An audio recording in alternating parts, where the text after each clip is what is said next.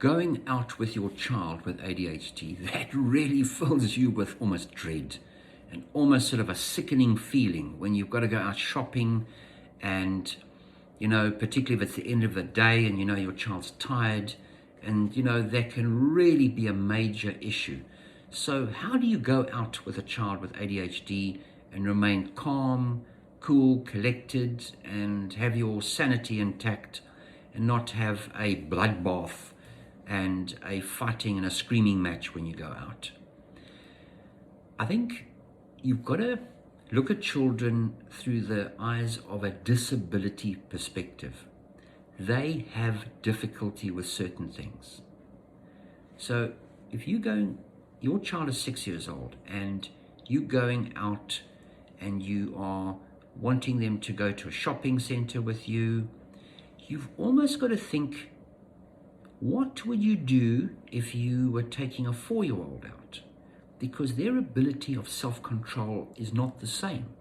They are almost 30% younger. So when you're going out to a shopping center, it's like going into Toys R Us. They are so activated by everything in the environment. They can't control their impulses. They don't have the ability to see beyond what is happening now. They want what they want now. They don't have the ability to control their emotional state. So they're going to be reactive. So the important thing is before you go out, make sure that you have control of your own home. You have behavior techniques, consequences, positive, negative reinforcements that you have before you go out.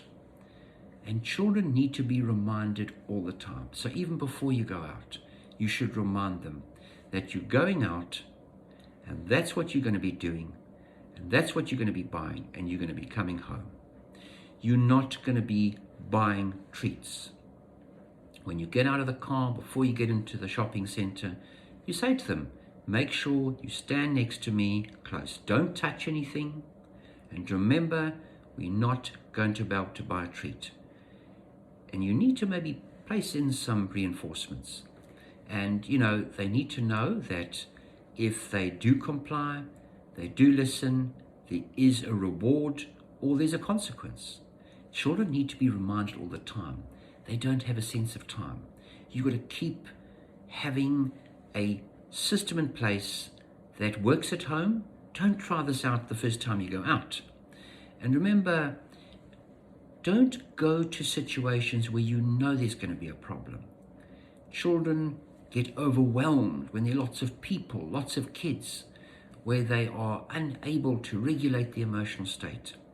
Going to children's birthday parties where there are lots of children, particularly where there are lots of busy children. Make sure that they are well advised before what they can and can't do. Make sure that they've had something to eat. Make sure that it's not the end of the day. They still have energy. Be proactive. Give your instructions explicitly. Children need to be told. Remember, they don't have self-awareness. They don't even know half the time what they're doing. They don't have the ability like a child for their age. Make sure that their emotional state is well taken care of. Make sure that you are able to help them regulate the emotions. When you can see that things are getting out of hand, keep calm yourself. Remember, if a child sees you in control, you are the role model.